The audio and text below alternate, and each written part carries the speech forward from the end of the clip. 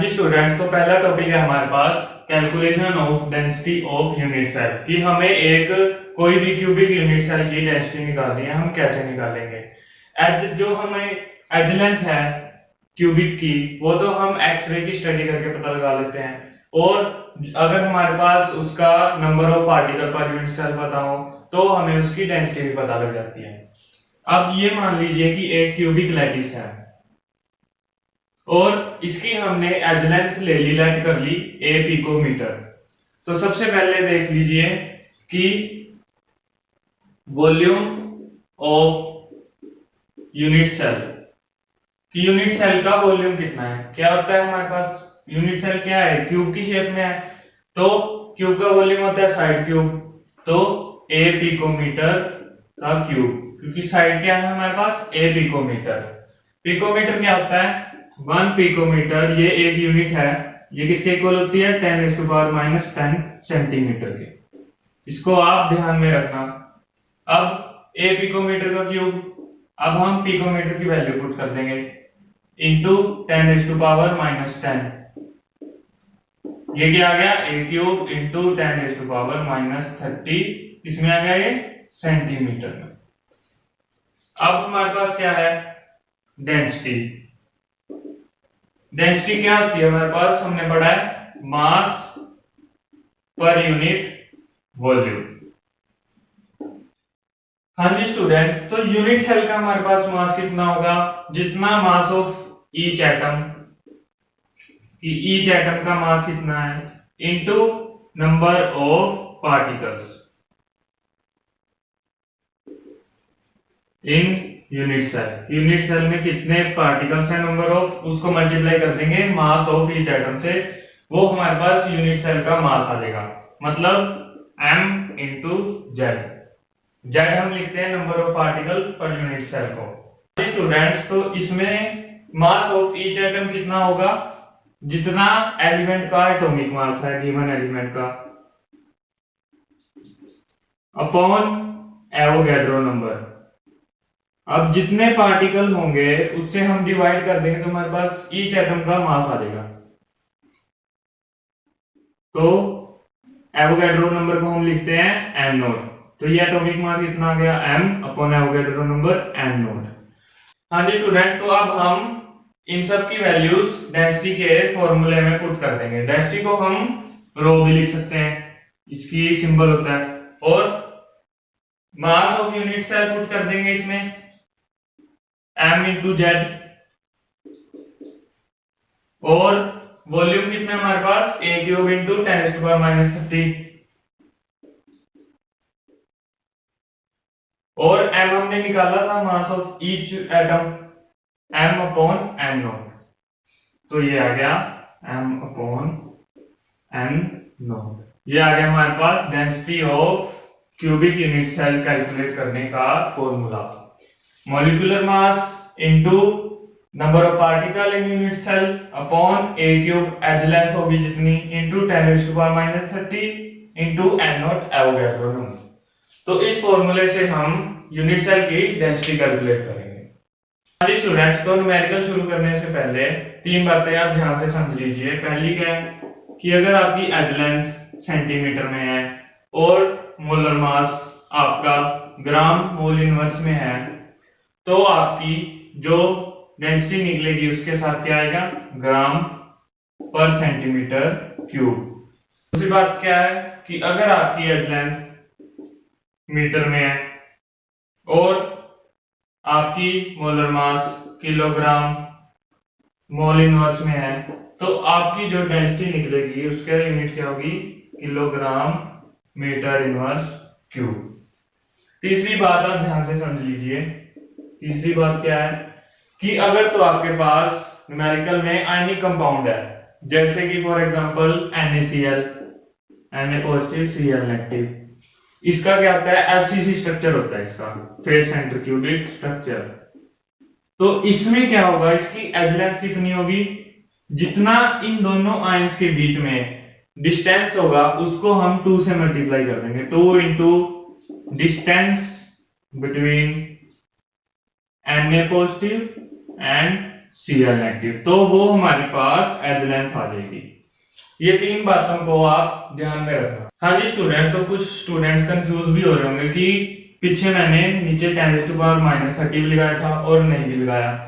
तो क्या है कि फॉर एन एलिमेंट के लिए कि अगर आपके पास कोई भी एलिमेंट आ गया, जैसे आपको क्वेश्चन में आ गया कि सिल्वर है सीसीबी स्ट्रक्चर, अगर आपके पास आ गया गोल्ड, तो एलिमेंट आ गया अगर आपके पास, तो आपके पास फॉर्मूला बन जाता है Z इंटू एम अपॉन ए cube into 10⁻30 into N naught, क्योंकि वो सेंटीमीटर में हो गया ना, कर ले लिया हमने। और तो ये क्या है, आप ध्यान में रखना कि ये फार्मूला हमें तब यूज करना है जब हमारा एज लेंथ है जो वो पिकोमीटर में होगी। इसको आप केयरफुली नोट कर लीजिए कि जब आपका एज लेंथ है जो क्वेश्चन में पिकोमीटर में दी होगी तब आपने ये लगा लेना है। और अगर आपके पास मतलब ऐसा यूनिट में आ गया क्वेश्चन, मतलब किलोग्राम मोल इनवर्स में आ गया, तो आपके पास ये नहीं हटेगा, सिंपल हमारा बन जाएगा Z इंटू एम अपॉन ए क्यूब इंटू एन नॉट। अब एक और चीज आपको बता दूं कि जो Z है number of particles per unit cell, FCC के लिए कितना है 4, और सिंपल क्यूबिक में कितना होता है 1। अब BCC में बॉडी सेंटर क्यूबिक में यहाँ पे 2 चीजें हैं कि Z है जो 2 होता है एलिमेंट के लिए, कि अगर आपके पास अकेला एलिमेंट आ गया, और Z होता है 1 कंपाउंड के लिए, कि अगर आपके पास अगर कंपाउंड आ गया कोई, तो उसमें BCC स्ट्रक्चर का, तो उसमें आप Z लेंगे 1। इस चीजों को आप ध्यान में रखना। हाँ जी स्टूडेंट्स, तो फर्स्ट न्यूमेरिकल है हमारे पास सिल्वर फॉर्म सीसीपी लैटिस, की जो सिल्वर है वो सीसीपी लैटिस बना रहा है विद एज लेंथ 408 पिकोमीटर। उसकी एज लेंथ कितनी है 408 पिकोमीटर।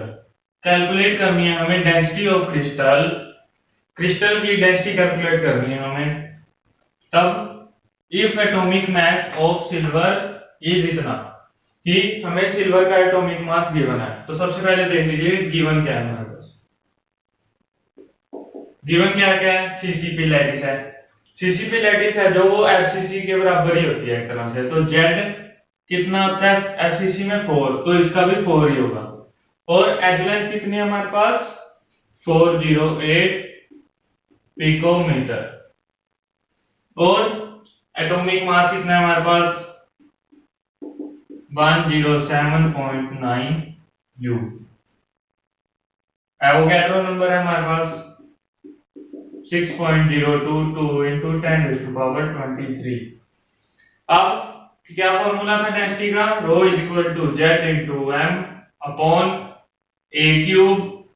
अब आपको मैंने कहा था कि अगर एज लेंथ पिकोमीटर में है तो 10⁻10 आएगा, तो उसकी क्यूब हो जाएगा इंटू 10⁻30 इंटू क्या आ जाएगा एवोगैड्रो नंबर 6.022 इंटू 10⁻23। अब हम वैल्यूज पुट कर देंगे। Z का है 4 इंटू M के हमारे पास 107.9, A का क्यूब 408 का क्यूब वो क्या है हमारे पास 679173112, ये आएगा 408 का क्यूब इंटू हम कर देंगे 10⁻30 और 23 कितना होता है -30 + 23 माइनस का 7 इंटू 6.022 आ जाएगा। तो अगर हम 4 इंटू 107.9 अपॉन 6.022 को सोल्व करेंगे तो हमारे पास 71 पॉइंट कुछ आंसर आएगा। तो हम अप्रोक्सीमेट लिख देते हैं 72 अपॉन कितना इंटू 10⁻⁻7 कर दो, तो 7 डेसिमल पे पॉइंट लग जाएगा 1 2 3 4 5 6 7, तो 6.7 कुछ आ गया 6.7। इसको हम अगर सोल्व करेंगे तो हमारे पास आंसर आएगा 10.5 ग्राम पर सेंटीमीटर क्यूब, क्योंकि हमने सेंटीमीटर में कन्वर्ट कर लिया ना पिकोमीटर को 10⁻10 करके, तो इसलिए हमारे पास ये यूनिट आ गई। ये हाँ जी स्टूडेंट्स, तो हमारे पास अगला न्यूमेरिकल है CaCl3 है BCC स्ट्रक्चर। कि जो CaCl3 है वो BCC स्ट्रक्चर है, मतलब क्या है कि ये कंपाउंड है और BCC में, इन BCC कंपाउंड में क्या होता है कि Z क्या होता है हमारे पास 1 फॉर कंपाउंड। आगे देखो, विद डेंसिटी 3.99 ग्राम पर सेंटीमीटर क्यूब। अब पिछले वाले में हमने डेंसिटी निकाली थी, इसमें हमें डेंसिटी गिवन है, तो रो कितना आ गया हमारे पास 3.99 ग्राम पर सेंटीमीटर क्यूब, ग्राम पर सेंटीमीटर क्यूब। अब then what is the distance between Ca and Cl line. तो हमें निकालना क्या है, Ca और Cl के बीच में डिस्टेंस कितना है, और मोलिकुलर मास हमें ClCl3 का गिवन है, तो m कितना आ गया 168.5। अब हम D कैसे निकालेंगे, Ca और Cl लाइन के बीच में कितना डिस्टेंस है हम कैसे निकालेंगे। मैंने आपको BCC की पैकिंग परसेंटेज करवाई थी। अब BCC स्ट्रक्चर है, तो हमने BCC की जो पैकिंग परसेंटेज की थी उसमें मैंने आपको फार्मूला करवाया था √3a/2 = D। मैंने आपको कहा था कि ये फार्मूले 2-3 है जो उसके शुरू में, वो बहुत इंपॉर्टेंट है, आपको मैंने डिटेल में समझाया था, जिसने नहीं किया वो पिछली वीडियो देख ले। अब हम इसमें क्या करेंगे कि A निकाल लेंगे इस फॉर्मूले से डेंसिटी के, और उसको इसमें पुट कर देंगे तो हमारे पास D आ जाएगा। हमारे पास फॉर्मूला है क्या है, ρ = Z × m upon A³ × n note. अब हमें पिछले में क्या था कि डेंसिटी निकालनी थी, तो हमने इसकी वैल्यूज पुट करके रो निकाल लिया। अब हमें A निकालना है, तो A हम ऊपर ले लेंगे, A³ = Z × m upon rho × n note. A³ = Z कितना है हमारे पास 1, मोलिकुलर मास कितना है 168.5, और डेंसिटी कितनी गिवन है हमें 3.99 इंटू एवोगैड्रो नंबर 6.022 × 10⁻23। हमारे पास ये सारा सोल्व करके हमारे पास क्या आ गया, A³ किसके इक्वल आ गया 7.2 × 10⁻23 के इक्वल आ गया। ठीक है, तो 7.2 का एक डेसिमल इधर चला जाएगा, तो A³ = 72 × 10⁻24 हो गया, क्योंकि एक और जो 10 था इसके मतलब डिवाइड में लिख लें अगर, तो ये ऊपर चला गया -24 आ गया। हाँ जी स्टूडेंट्स, तो ये आ गया हमारे पास A³ = 72 × 10⁻24, तो हम इसका ऊपर लिख लेंगे A³ = 72 × 10⁻24। तो क्यूब हम इधर ले गए, A कितना आ गया 72 × 10⁻24 का ⁻⁴। अब A क्या आ गया 72 ⁻⁴ × 10⁻⁻8। 3 से 24 3 से कट गया तो 8 आ गया। अब लोग ले लेंगे हम, अगर आपको कोई भी पावर आ जाए अगर क्वेश्चन में लास्ट में, तो आप उसका लोग लीजिए, आसानी हो जाती है उसको सॉल्व करने में। तो लोग 72 1/3 × 10⁻⁻8। अब log A किसके इक्वल आ गया, log m × n, log m + log n।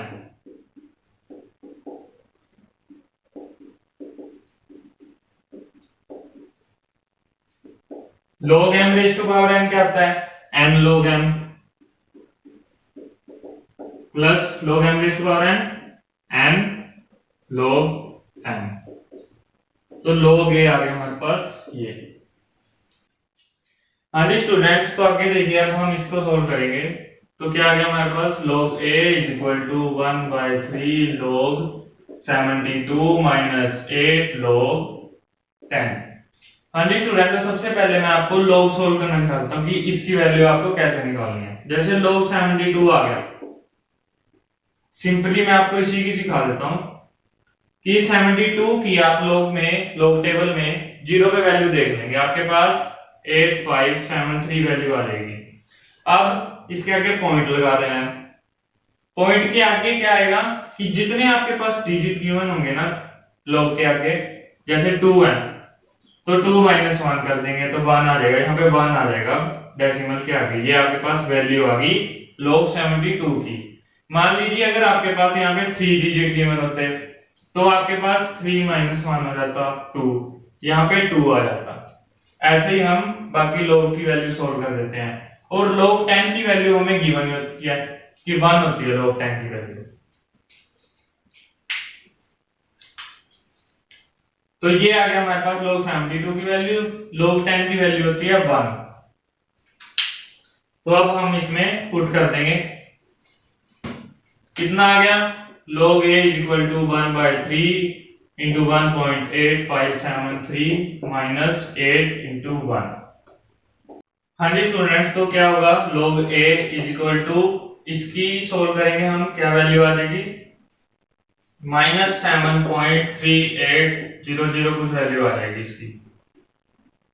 अब log a इसके इक्वल आ गया, हमें तो a चाहिए ना, log a तो चाहिए नहीं, तो हम taking anti log on both side कर देंगे।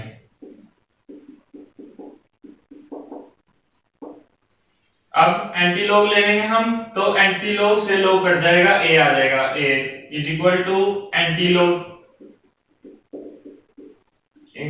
क्या आ गया एंटी लॉग के अंदर, तो हम इसका एंटी लॉग कर देंगे जब, तो एंटी लॉग से लॉग कट जाएगा, हमारे पास a आ जाएगा और इसका वैल्यू का एंटी लॉग। तो अब हम इसका एंटी लॉग करेंगे। एंटी लॉग कैसे करते हैं, जैसे हमें एंटी लॉग की वैल्यू निकालनी है, क्या है हमारे पास -7.3800, इसकी वैल्यू निकालनी है हमने। तो हम अगर हमारे पास माइनस में है ना एंटी लॉग के अंदर, तो हम 1 के बाय में आएगा जो भी हमारा आंसर आएगा। अब सबसे पहले हम क्या करेंगे कि डेसिमल से आगे, इसको आप छोड़ दीजिए, डेसिमल से आगे तो हमारे पास a की वैल्यू आ गई है एंटी लॉग -7.3800। अब हम एंटी लॉग निकालेंगे इस वैल्यू का। अब सबसे पहले मैं आपको एंटी लॉग निकालना सिखा देता हूं कि कैसे निकालते हैं। अगर आपके पास एंटी लॉग के अंदर माइनस आ गया तो आप 1 के बाय में करेंगे जो भी आपका आंसर आएगा। अब पॉइंट से पहले है 7 गिवन है, जितनी भी वैल्यू होगी ना आपकी पॉइंट से पहले वो आपको 10 में लिख देना है, इंटू 10⁷। अब डेसिमल से बाद क्या वैल्यू है 3800, तो 38 पे आप एंटी लॉग की वैल्यू देखेंगे एंटी लॉग टेबल में कि 38 की वैल्यू 0 पे क्या है, वो हमारे पास है 2399 वैल्यू है, तो हम पॉइंट लगा देंगे 2.399 पॉइंट लगा देंगे हम एक के बाद। तो हमारे पास ये आ गया एंटी लॉग की वैल्यू, ए आ गया हमारे पास ये।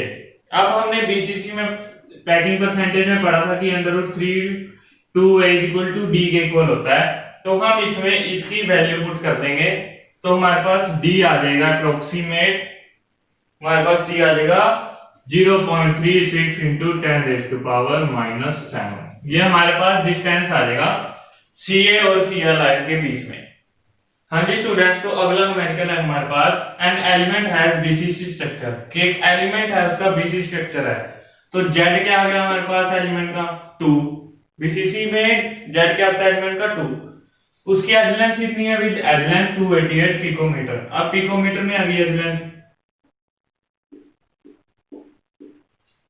तो हम अपॉन में 10⁻³ वाला फॉर्मूला यूज करेंगे। तो rho of unit cell is इतनी, डेंसिटी और दी हुई है हमारे पास 7.8 ग्राम पर सेंटीमीटर क्यूब। तो हमें कैलकुलेट क्या करना है, then how many atoms are present in 208 gram of element. तो हमें ये बताना है कि कितने एटम्स प्रेजेंट हैं इतने गिवन मास में ऑफ एलिमेंट के। तो हमारे पास गिवन मास आ गया एलिमेंट का कितना है 208 ग्राम। अब ध्यान दीजिए कि हमारे पास मोलिकुलर मास नहीं है, तो हमें इसका एलिमेंट है तो हमें इसका एटॉमिक मास निकालना है सबसे पहले।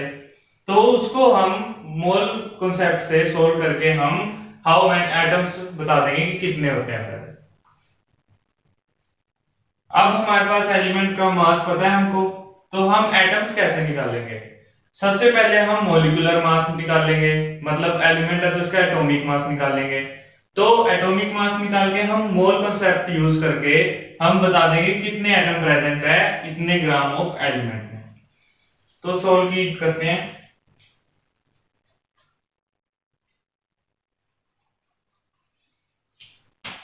हाँ जी स्टूडेंट्स, तो फॉर्मूला क्या है हमारे पास डेंसिटी का, Z इंटू एम अपॉन ए क्यूब इंटू 10⁻⁻30, क्योंकि ग्राम सेंटीमीटर क्यूब में है तो और पिकोमीटर में है तो हम कन्वर्ट कर देंगे इंटू एम नॉट। तो हम रो निकाल लेंगे, जेड रो। अब हमें रो पता है कितना है 7.2 इक्वल टू जेड कितना है हमारे पास 2 होता है बीसीसी में एलिमेंट। जेड हमारे पास पता है कि